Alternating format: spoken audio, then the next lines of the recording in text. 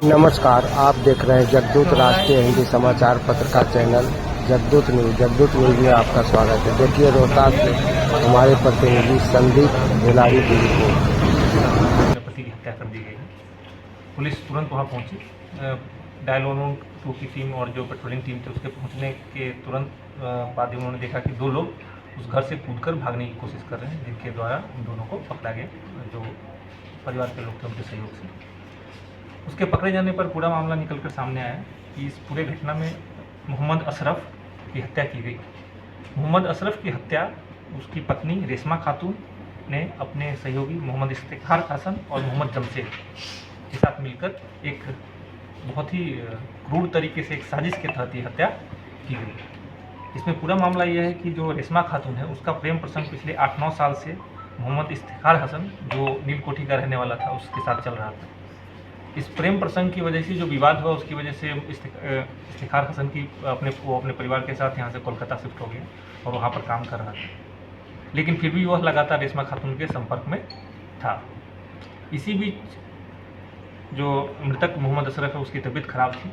उसकी तबीयत खराब होने का फ़ायदा उठाकर रेशमा खातून ने एक बहुत ही खौफनाक तरीके से एक साजिश रची। जिस साजिश के तहत इस तरह का योजना बनाया गया कि रात्रि में जो इफ्तिखार है और उसका एक सहयोगी मोहम्मद जमशेद, दोनों को बुलाकर इसकी हत्या कर दी जाएगी और पड़ोसियों और बेटे को सबको बताया जाए कि बीमारी से इसकी मौत हो गई। इसी साजिश के तहत बीती रात्रि रेशमा खातून ने अपने पड़ोसियों को सबको बताया कि इनके पति की तबीयत खराब है, आप लोग ज़्यादा शोर नहीं करें, जल्दी सो जाएं।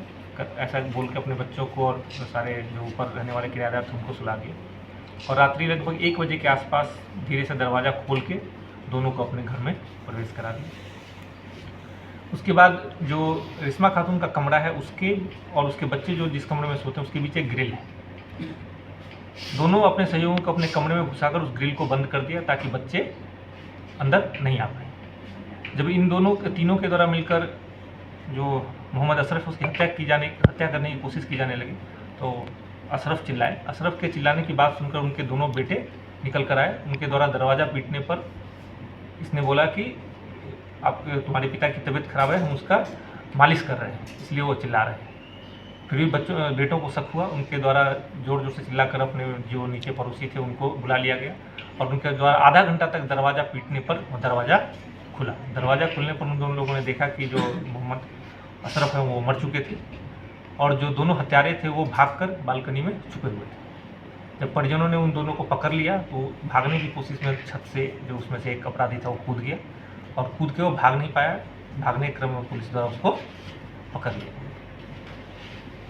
उसके पकड़े जाने के बाद और जो रेशमा खातून है इनके पकड़े जाने के बाद पूरा मामला निकलकर सामने आया, जिसमें जो उनके दोनों बेटे बेटी और जो रेंटर हैं वो सब लोगों के द्वारा पूरे घटना की पुष्टि की गई और पूरा सिलसिलेवार तरीके से बताया गया कैसे इस घटना को अंजाम दिया गया।